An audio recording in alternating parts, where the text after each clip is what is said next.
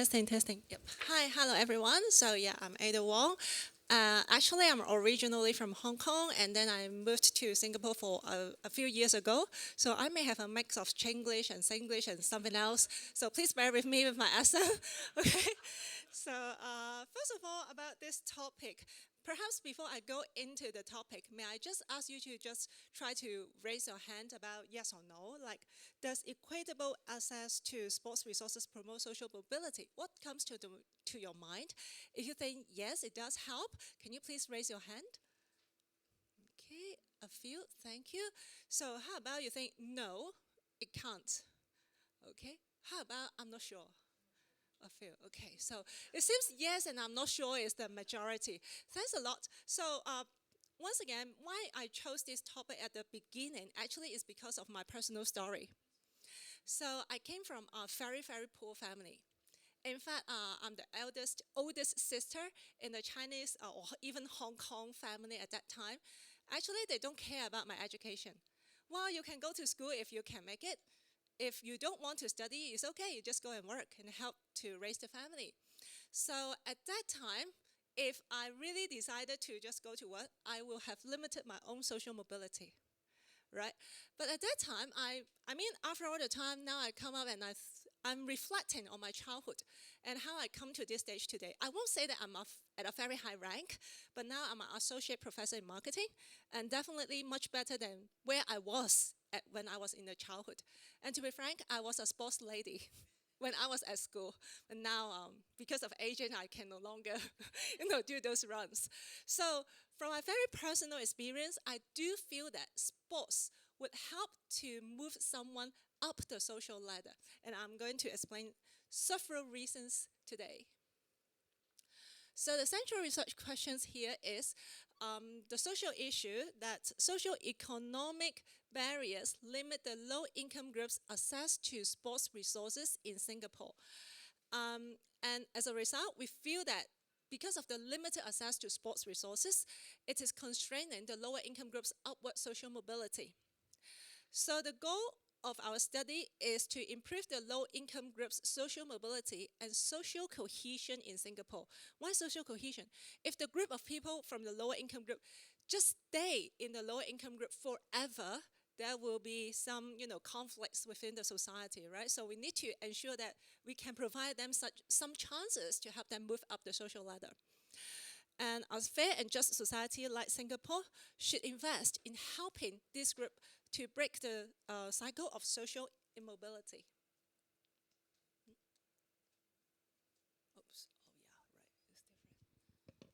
Okay, so definition of sports resources in our study is broadly defined as some products or service that will aid the physical exercising, like maybe some sports facilities, some sports equipments, and even sports programs. Okay.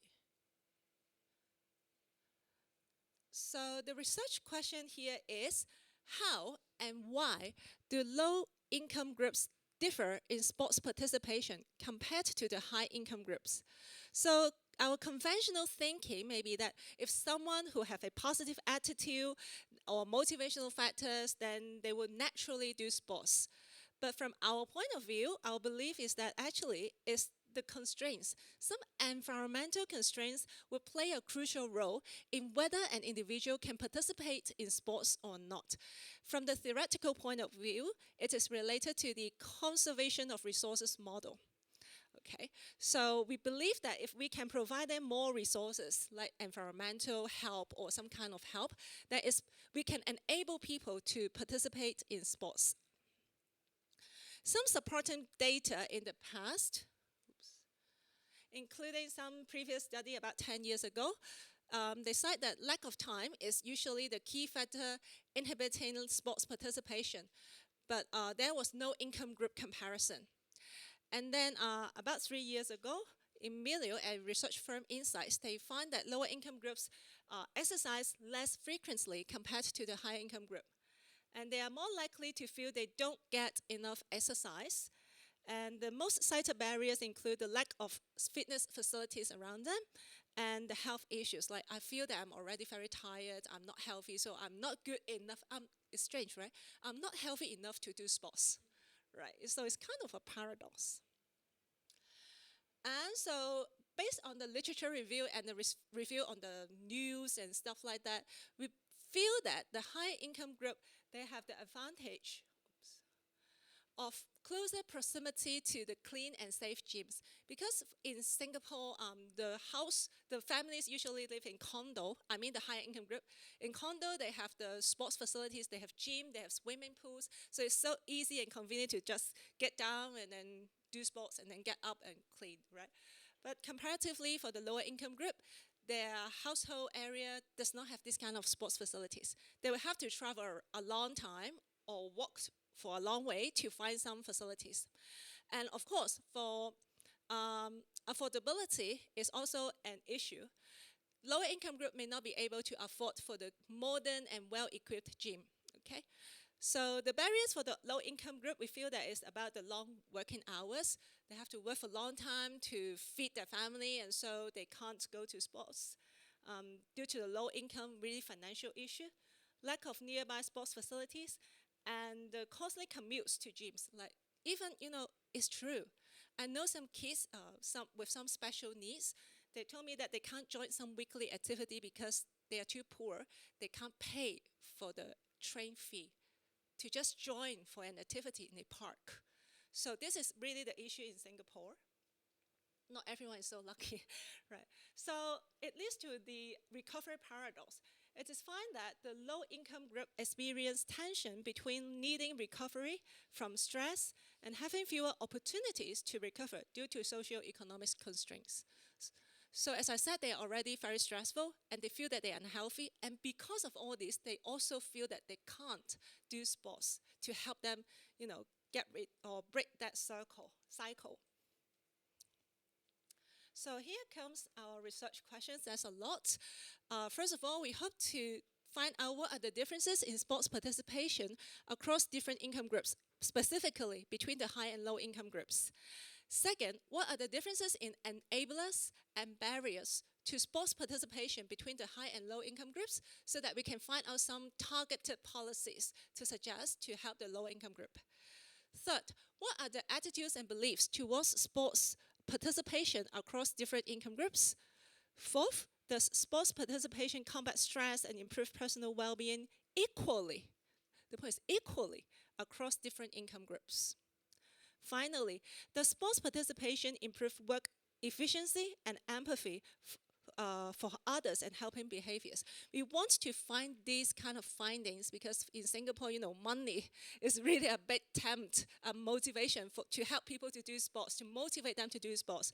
So if we can find out that, yes, if you do sports, it can help with your work performance, so it's more likely you can earn higher income, move up the social ladder. If we can provide these kind of findings, we are more likely to encourage more people to do sports. So actually, this is a very big project. We have 4 phases of study. The first phase was the focus group.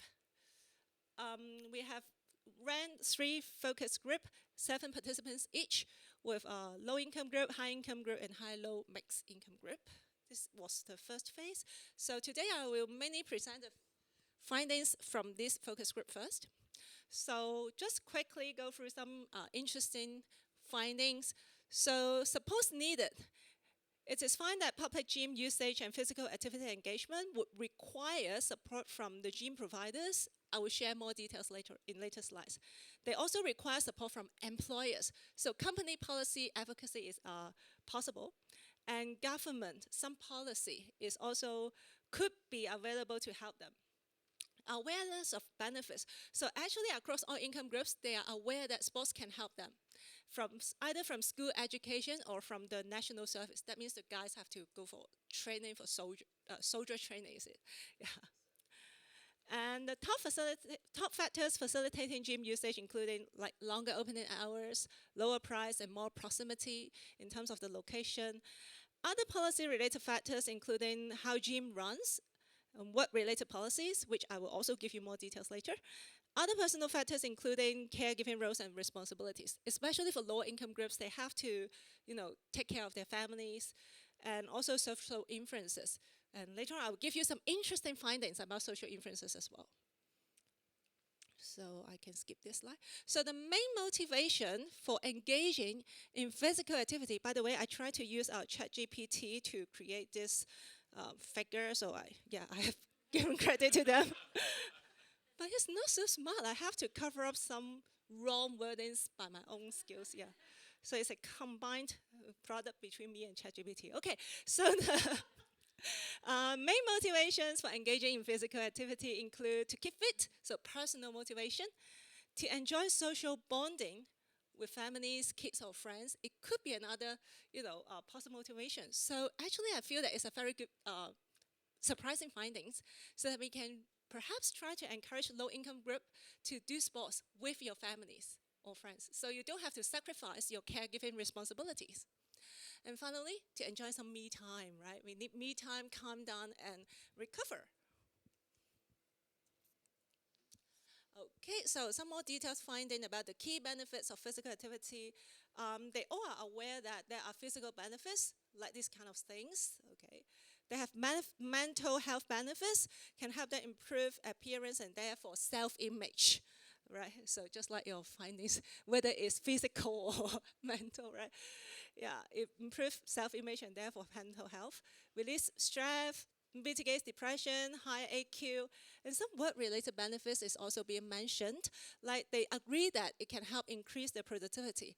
However, between the high-low income group focus group, we find that the lower income group individuals reported fewer perceived improvements in work performance. Okay, and also the low-income individuals also experience fewer socialization benefits in gyms.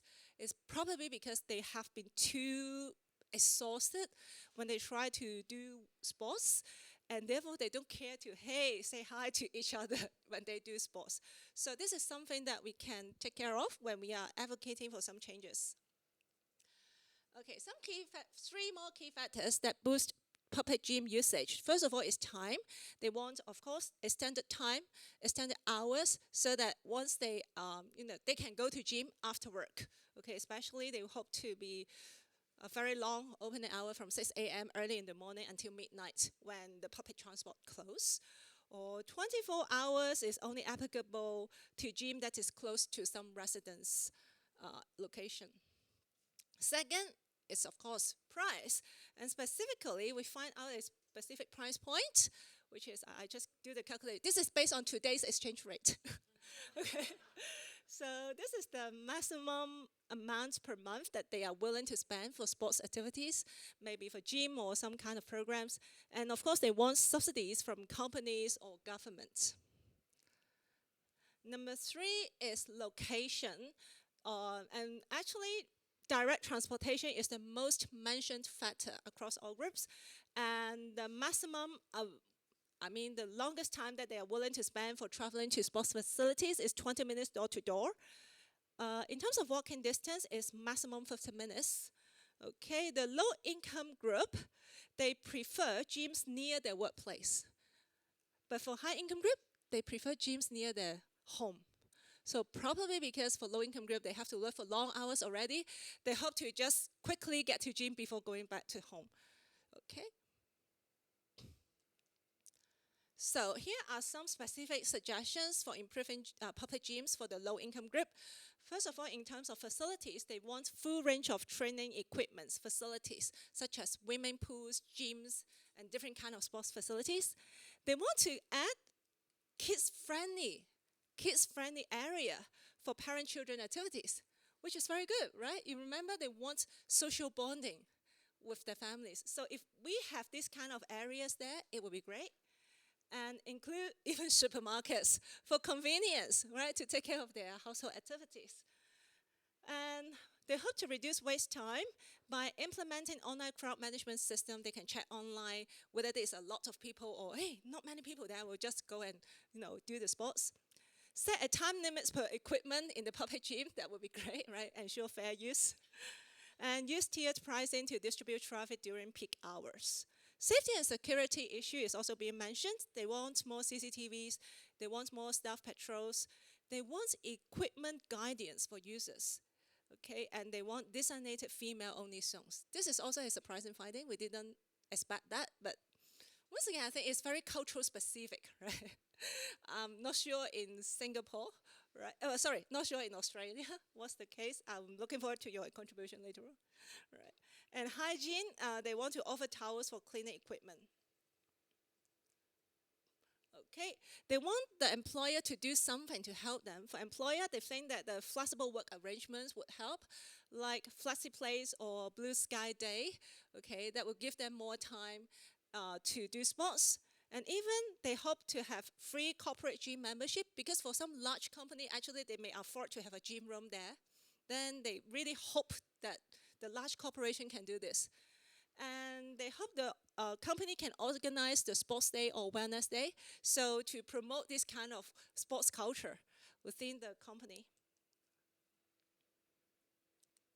Employers. So the government side, once again, is subsidies, subsidies. I think in Singapore, if you want people to do something, you give them money. That will work quite a bit. They want subsidies for this and that. They want free gym membership. They want, this Healthy 365 app is a app run by the government. Once again, if you log that, I've run a lot, I've walked a lot, you can exchange for some vouchers for supermarkets or different stuff. Okay, so in stage 2, we have done a preliminary survey on 1,104 Singaporean residents.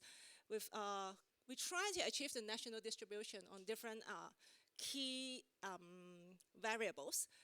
Although we want to get more low-income group to participate, but perhaps they are really too busy. We have tried our best, but among them, we only have 200-something data points from low-income group. We have only managed to do a little bit of preliminary data analysis for today. So we find that low-income group tend to be less knowledgeable, less competent, and also not having a good habit in doing physical activities. The difference is statistically significant. In terms of opportunities, actually there is no statistical significance between them, but if we just look at the number, it seems that the families, friends, and co-workers of low-income group tend to exercise less than those high-income group, and therefore they receive less encouragement and support in terms of sports activity. In terms of are there gyms within tolerable commute time, you can see there's a big difference. Low-income group, they usually don't think that. For high-income group, yes. So low-income group face more challenges in accessing gyms within a reasonable commuting time compared to high-income groups. So this is why this project, we really want to remove these kind of environmental constraints for them. And finally, low-income group also tends to spend less time in exercising, no matter vigorous, moderate, or even walking, okay, compared to the high-income groups. And actually, after the survey, we have run the post-survey focus group, and also we have also just concluded this 2-week experiment as well. The objective of the experiment was that we try to implement the barriers that the low-income groups face to the high-income group, to see within these 14 days, if you're given these kind of barriers, are you still able to do as much exercise as you did? Right? So we just, and therefore here are the parameters we are, implemented. So they must use public gyms for physical facilities. You cannot just walk down and use the gym facilities in your condo, right? And you must travel for more than 20 minutes to reach the public gyms, because this is what the low-income groups are facing. And key factors to test would be the public transport requirement and gym visit timing must be after 8:30. That is the time that they can get off to work, from work. Okay, we don't know the result yet. We haven't analyzed yet. We will save this for next year if there is this conference again. So, but looking forward, so the findings will provide some actionable insights for improving accessibility to gyms for low-income groups. The results could also inform future policy recommendations for promoting equitable access to physical activity resources. So looking forward to see you again this year. Here is my contact. If you have any suggestions, ideas, or even collaborations, please reach out to me. And once again, I'm Ada Wong from Singapore. Thank you. Yes, please. Thanks for that. You've left us on a cliffhanger there. I just have a question around like free. Are there any like places people can go to exercise for free? I imagine that maybe the climate of Singapore is prohibitive to like Right. outdoor facilities. Right. Is that not part of the equation? Right. This is also, I feel so puzzling as well. Many of the free area or spaces for sports don't have a cover. It's not, I mean, Singapore is not just having a very warm weather, it's also always rain. So it's really hugely restricting or limiting our opportunity to do sports. Yes, so yeah, this is something that we can advocate or suggest to the government as well. Thank you. Yes.